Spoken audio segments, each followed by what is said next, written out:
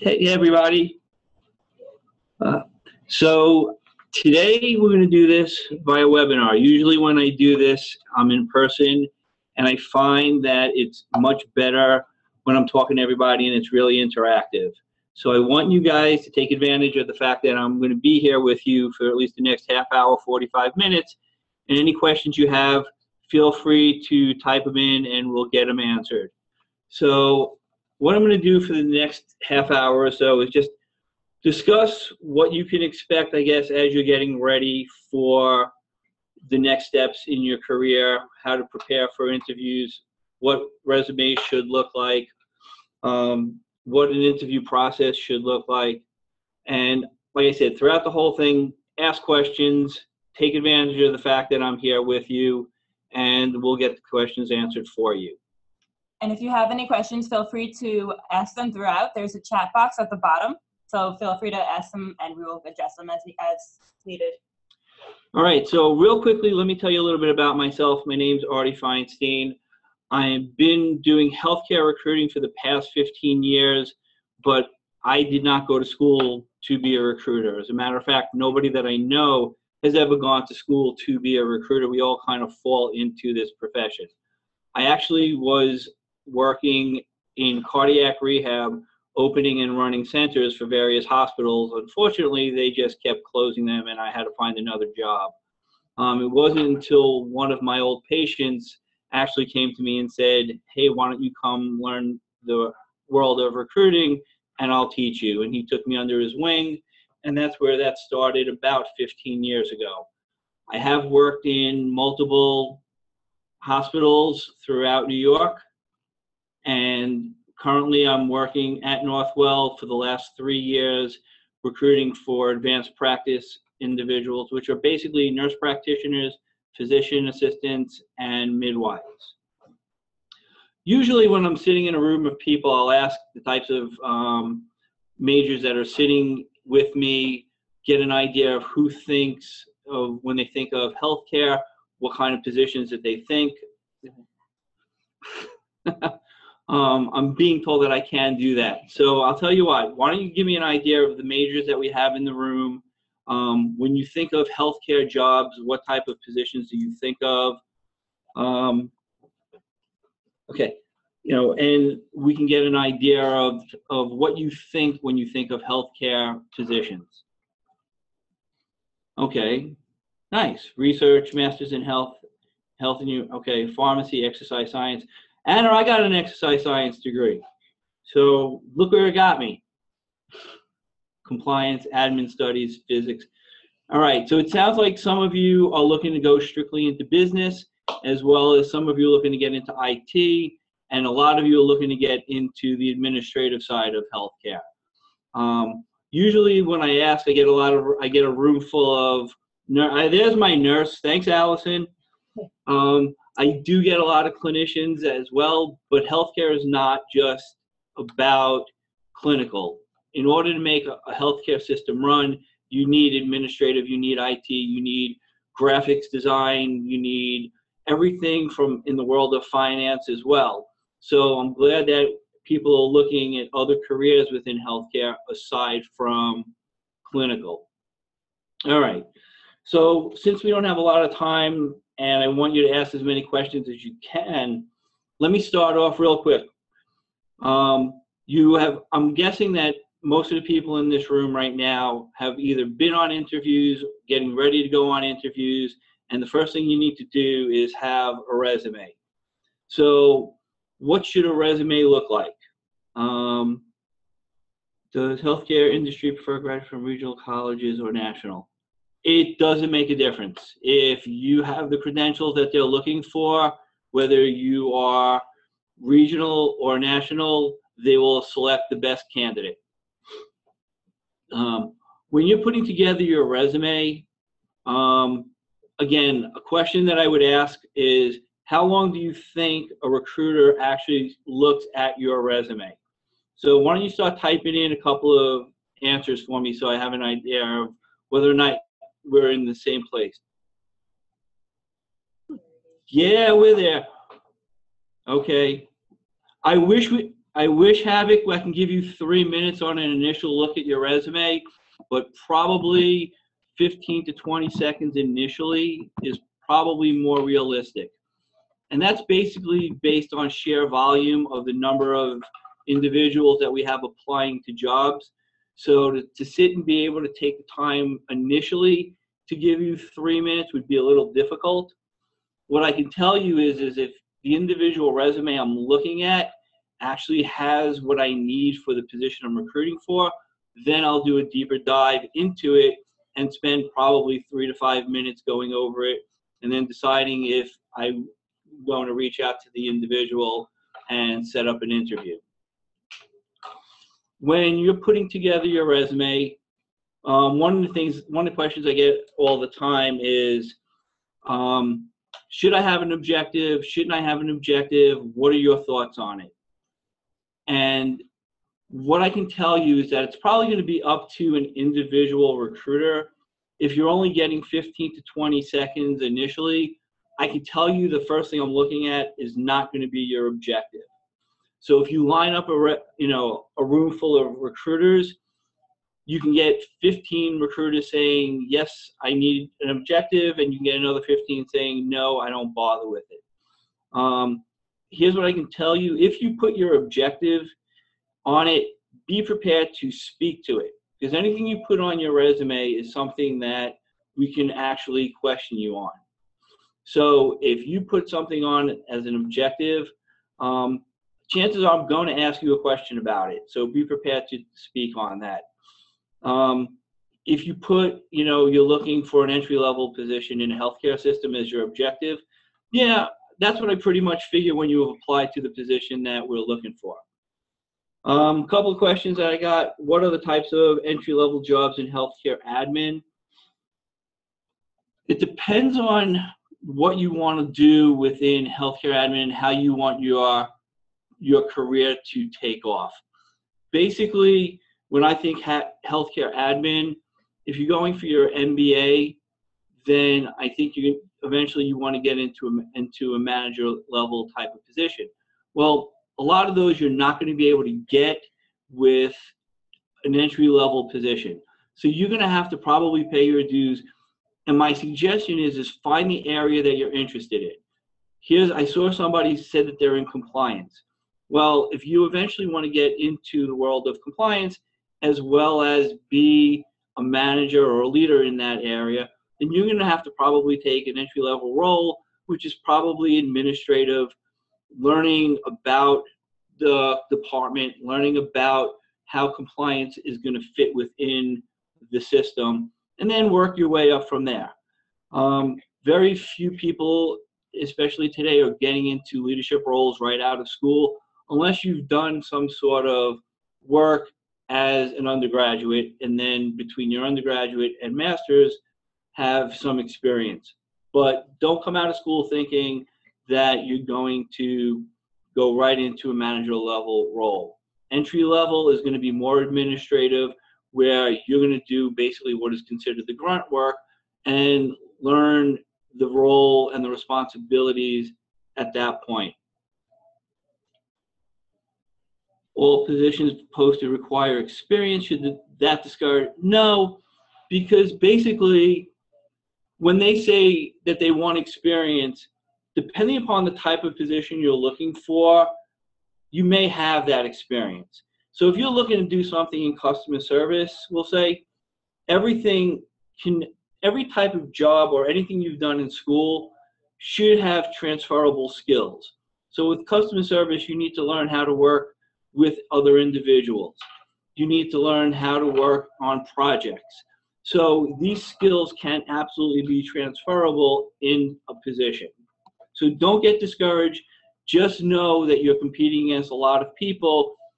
And if you take one thing away from today, learn that when you're interviewing, you need to positively differentiate yourself against all the other people that you're competing with. What types of entry-level IT jobs? Okay. Again, usually with IT in a system like this, and I don't do a a lot of IT recruitment, but what I've been told is a lot of, when I call and it's basically working on the help desk, and then usually from the help desk, things will progress from there. So again, it's those types of jobs, you're gonna need to have customer service skills.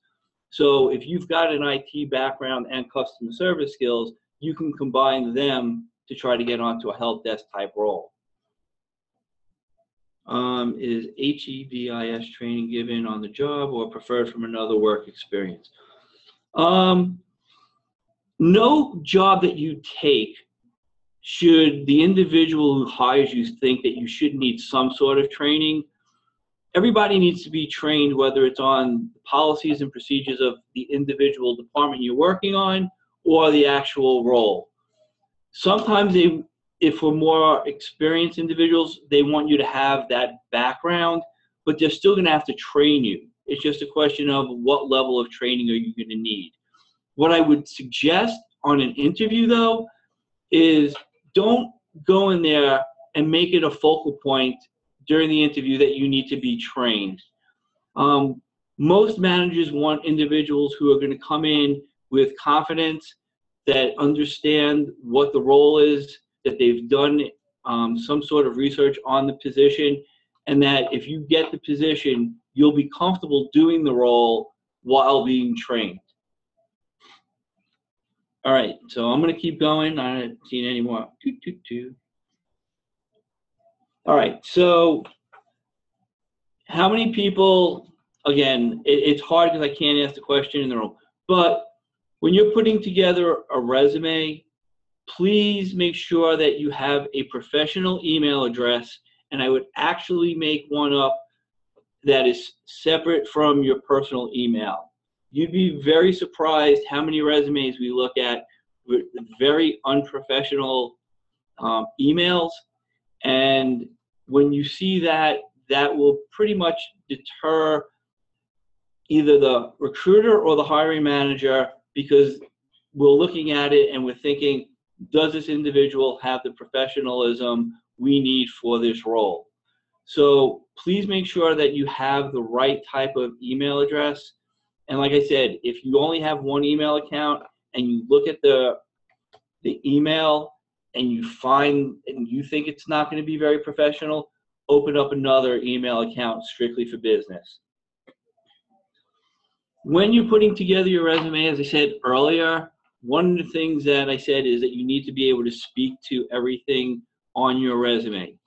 So any question that you're asked based on the experience or the information you put on your resume should not be a surprise to you. It should absolutely be something that you're comfortable speaking to, and this way you can confidently answer the question and not feel like you've been blindsided by the hiring manager. Now, that being said, there are times when you may get a crazy question, and I see this more in IT than anything else, where they'll ask you a question, you know, do you like the color of my tie? Or if you were an animal, what kind of animal would you be?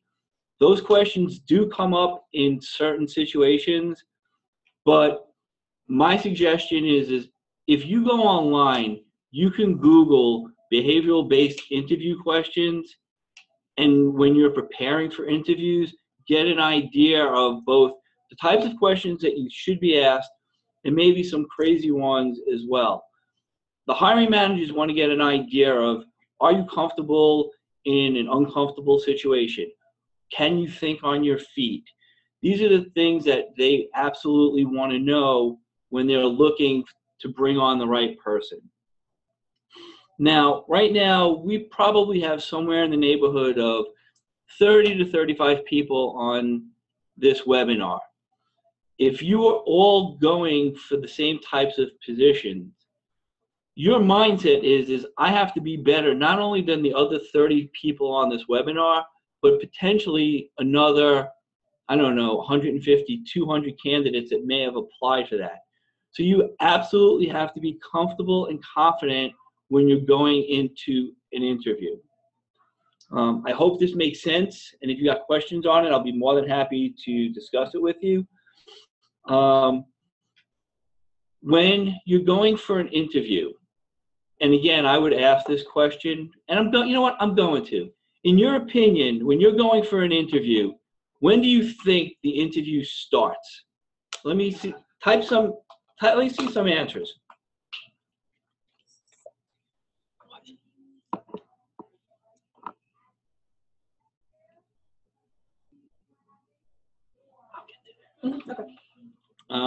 Before you get there, when you enter the building, when you initially apply for the job, as soon as you enter the room.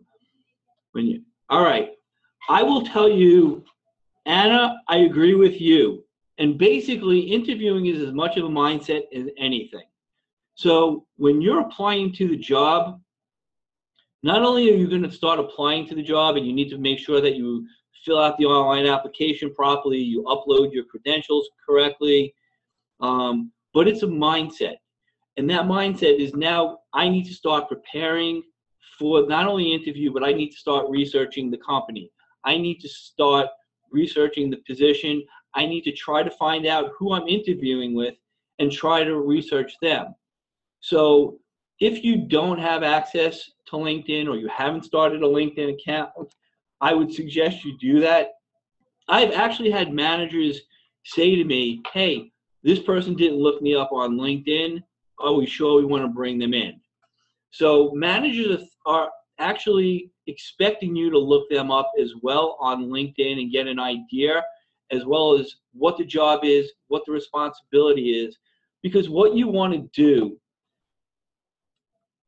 an interview is not a one-way conversation. True or false, everybody thinks that an interview should be information gathering on both your side as well as the hiring manager's side. Just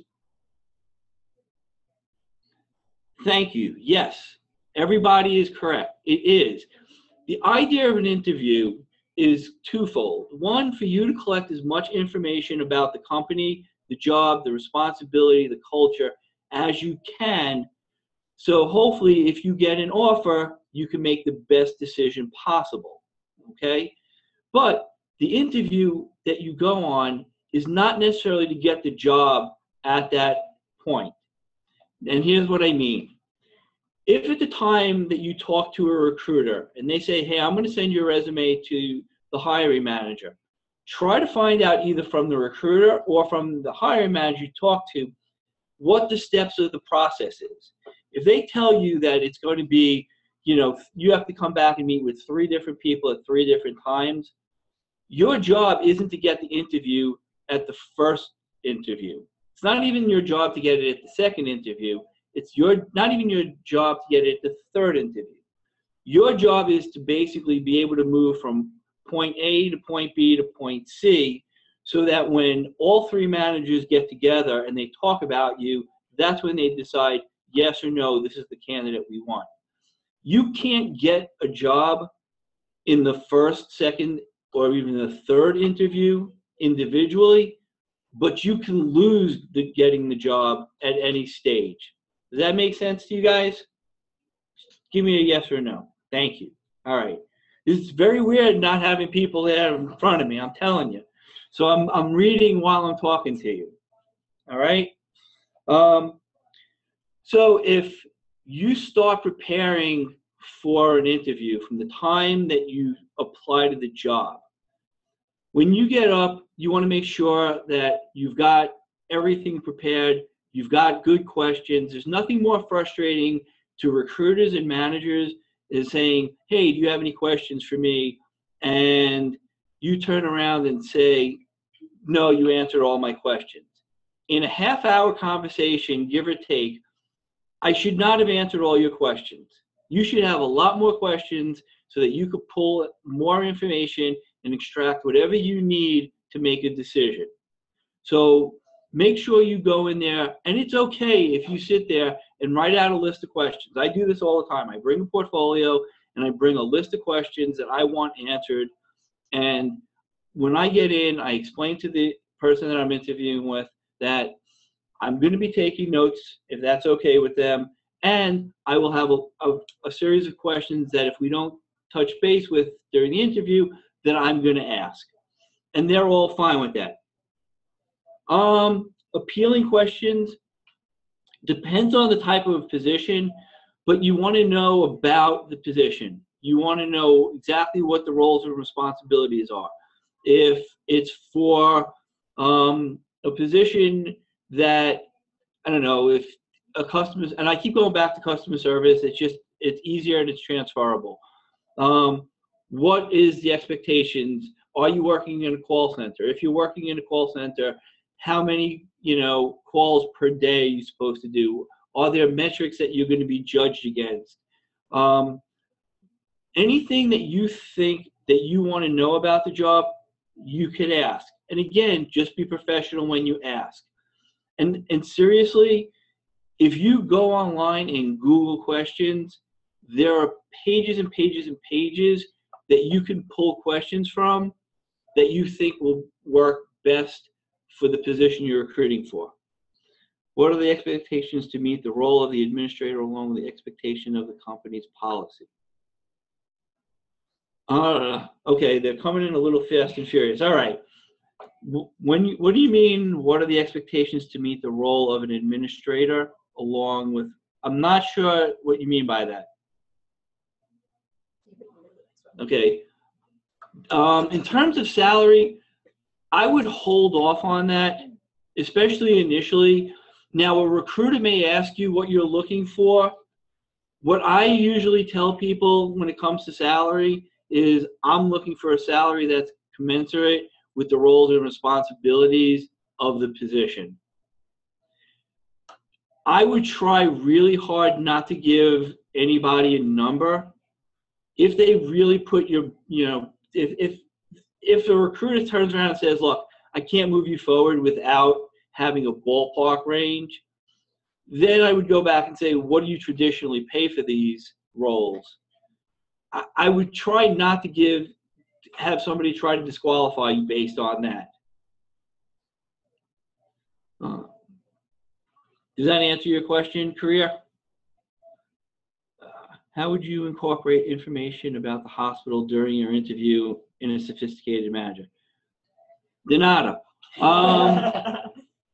That's actually a really good question. Basically, if you've done any kind of research on the company and the department and you want to share, that's a question you can absolutely ask. So you could say, hey, I see that the hospital has been acquiring other acquisitions. How does that affect, your department in terms of growth? Or how does that affect your department moving forward? Will you have the manpower to support this growth? So there are definitely ways of doing it where you can look like you're doing research on the company as well as incorporating it into the role that you're trying to do. Companies having separate expectation as part of the mission of how an employee can fit into the culture. Basically, not only each hospital, but each department within the hospital is going to have a culture. What they look for are individuals who can come in and fit in with that culture. I don't think they're going to have separate expectations of their mission statement. Everybody's going to have hopefully the same mission of what they're trying to do. And with us, it's going to be giving, preeminent patient care. And everything we do is going to be around making sure our patients, as well as our colleagues, as well as our managers, are given care and respect. So the mission, I think, is there. It's just a question of what's the culture in each individual department, and they just want to make sure that the candidates that they bring in have that culture. And that's something that's going to be developed by the leadership within that department. Does that make sense, Dean?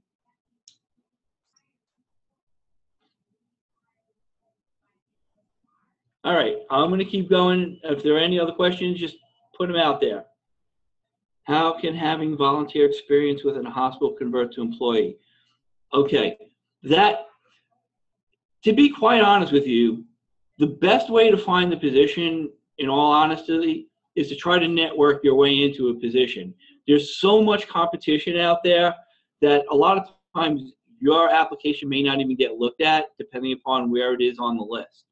But if you're volunteering in a department or in a setting that you want to work in, my suggestion is A, do a really good job as a volunteer, make as many contacts within the department, and if Dean, are you volunteering while you're in school, or did you finish and now just volunteering?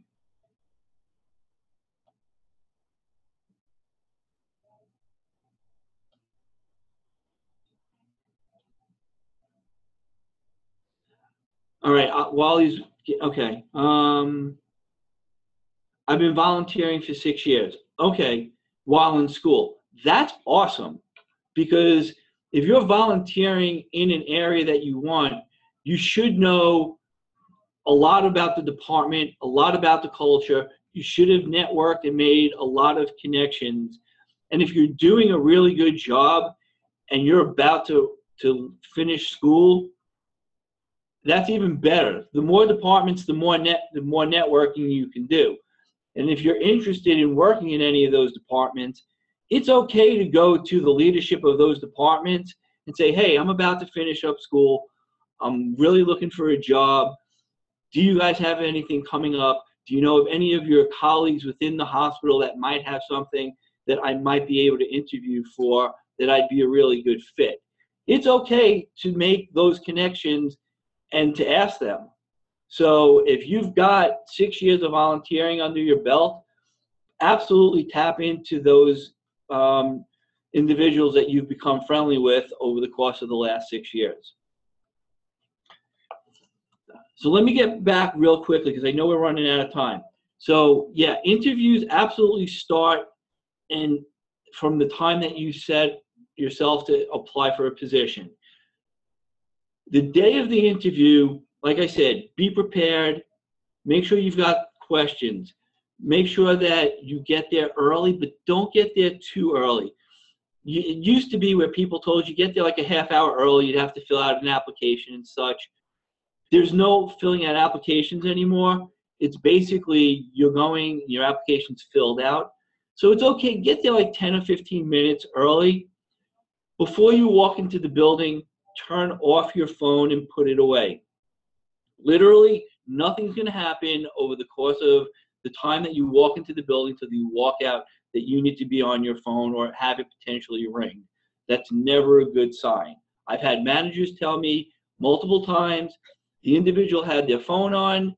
In one case, I've heard where they've actually picked their phone up during an interview. It basically gets you disqualified. I'm also going to tell you that you need to be very respectful to every person that you meet throughout the process. So if you're sitting there and the front desk person says, you know, Mr. So-and-so or Miss So-and-so is running late, please have a seat and be patient, do exactly that. Be friendly to that individual. Never be disrespectful to that individual, because I can tell you that from a recruiting perspective, I ask my front desk people all the time what they have thought of the individual while they were sitting in the waiting room. And if I get a negative response from them, chances are I'm not moving on. If we had time, I would have told you about a really good experience, but I don't want to take up a lot of time giving you that. But there's a classic story of how somebody literally was in and out of my office in probably about 3 minutes based upon how I saw them acting. So that is something that you want to keep in the back of your mind while you're going through the process. Make sure you dress professionally. Make sure that you have extra copies of your resume. Again, when you're talking to the individuals, you want to differentiate yourself and get to the next step of the process. What about physical appearance? So basically, like I said, you know, guys, suit and tie. Now, I know from doing this a long time that not everybody has that, okay? And I get it, and the managers I work with. If you don't have a suit and tie, at least be professional and clean. Have a button shirt. If you have a tie, wear it. If you don't, at least have the top button. You know, make sure that your pants aren't wrinkled. You know, women, you know, skirts and a blouse are fine. If you have a dress suit, that's fine. If you're going to wear a dress, make sure it's appropriate. Yes, in the summer, I have had women wear sundresses, which were quite inappropriate for the interview. So again, use your common sense, because again, I need to make a professional appearance. And again, managers will sometimes understand that not everybody has that attire, but if you do your best and you go in professional, it's something that can be overlooked. Again, don't be surprised by any questions. If they ask you the question in some way, shape, or form about, you know, your strengths and your weaknesses, and there's different ways of asking them, try to differentiate yourself. Because again, if I was sitting in a room full of people and I said, by a show of hands, how many people can multitask? Probably every one of you would raise your hands. True or false? If I asked you how many people are organized, true or false? You're all organized.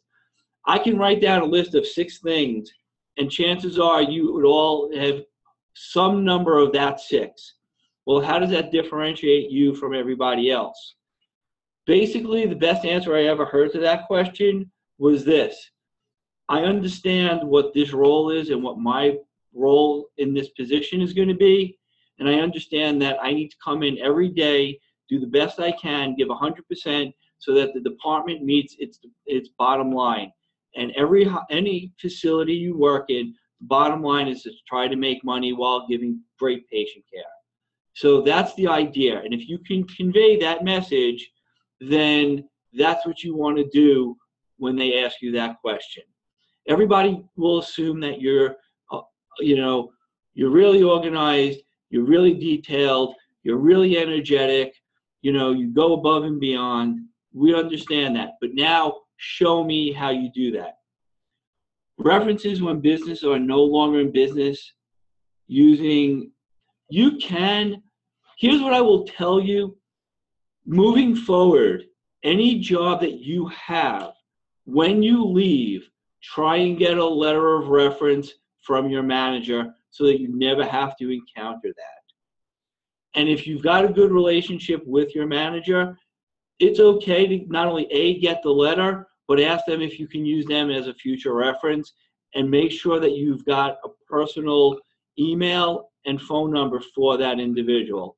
But if you need to use school references, absolutely. There's no reason that you can't, especially if you've done volunteer work or internships, or you've done some really cool projects and you've had a really good role in those projects. Make sure you get the professors when they do the reference, explain that and what your role was. If somebody asks you, what kind of things that you have to work on, please don't tell them that sometimes you take on too much and sometimes that holds you back. That's such a pat answer, and very few people actually buy it. It's okay to say, you know what, I'm not really good at X, but this is what I'm doing to get better at X. Okay, for me, I was never great at Excel, but I would always say, I'm going to take an Excel course, or I'm involved in an Excel course. And that's the truth. I've done that, and I've gotten better at it. I have to develop a new one for my next, group of interviews, but it's okay. I'll find something that I know that I want to get better at. References, what is the appropriate years to use these reference letters? Some are more than 5 years. If you don't have anything more recent and you've done something good and it's 6 or 7 years ago, that's okay.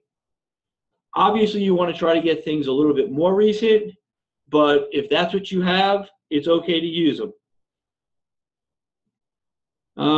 Time expectation as a learning curve for a new hire to customer to new program and show the skill. What is the time expectation as a learning curve as a new hire to customer to new program and show the skill? Okay, so I'm guessing to be accustomed to a new program. If they're hiring you and they know that you have limited experience on that program, they should give you enough training. So within the first 6 weeks to 3 months, you could start seeing some sort of progression. Depending upon how hard the program is, I don't know, 6 months may be something that might be acceptable. I don't know what the program is or how hard, or you can even ask, hey, what is the learning curve on something like this with somebody with my experience level, and see what they say. All right? Do you believe an NPH or an MHA is more beneficial for admin roles?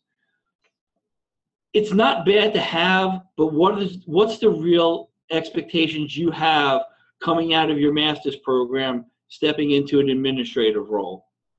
To be an and when you say administrative, I'm thinking more entry level, and please correct me if I'm right or not. But if it's more entry level and you're coming out and you think you're worth X because you have an MPH or an MHA, but that is not needed for the role, then basically it may not necessarily be beneficial. It can't hurt to have, but you need to be realistic in your expectations coming out of the program of A, what you think you should be compensated, and B, what is the administrative role in relationship to your career expectations. An AAPC certification of practice management. Again, if the only thing you have is the AAPC certification and you don't have necessarily experience as a practice manager, then having the certification can't hurt.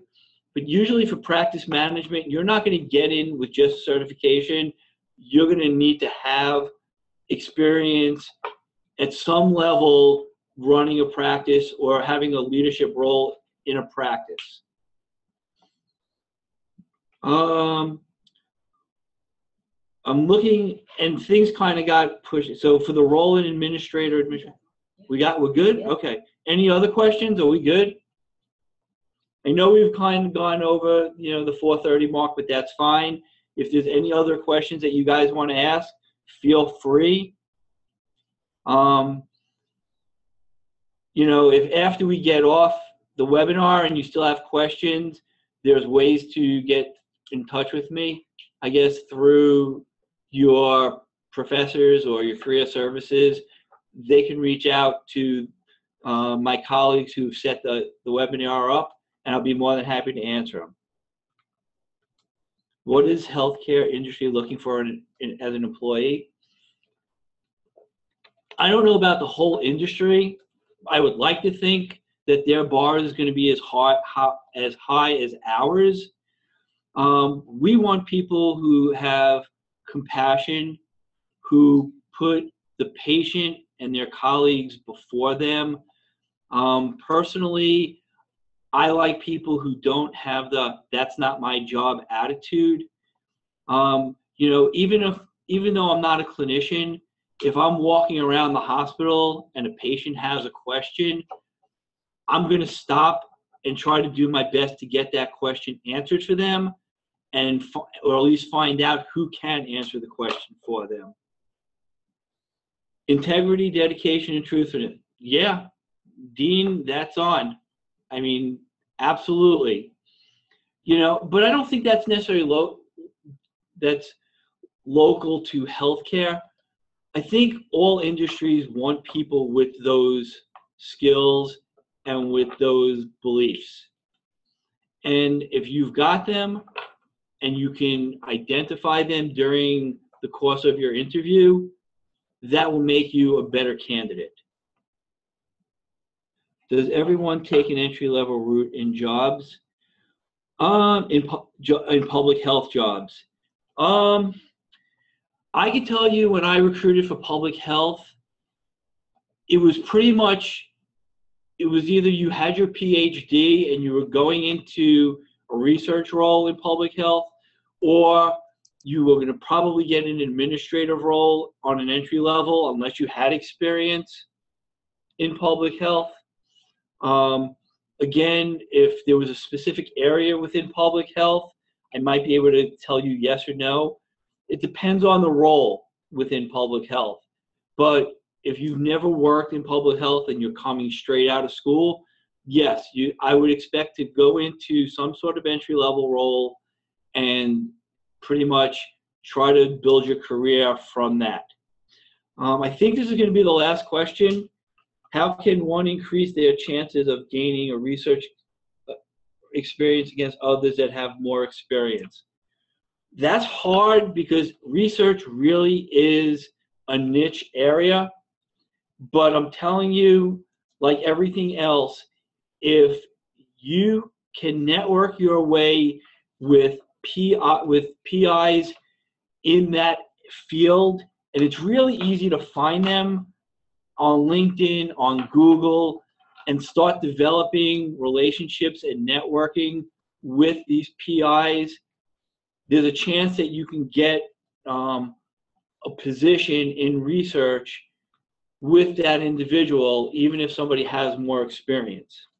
But it's not easy. I'm not going to sit here and lie to you and say that it's something that's easy, because if a PI is working on a grant and they only have X amount of dollars to spend for the right person, and they only have a year or two on that grant, they may need to take the individual who they can bring in that can hit the ground running for what they need. All right? That's going to be the end of the webinar. This has been a lot of fun. I had a lot of fun answering questions for you guys. Like I said, if you have additional questions, feel free to reach out to your professors as well as your career services department, and they'll get the questions over and I'll get them back. You can actually also send questions to this email address, cwr@northwell.edu. Thank you. This has been a lot of fun. I hope you learned something. Have a great day. Enjoy your evening.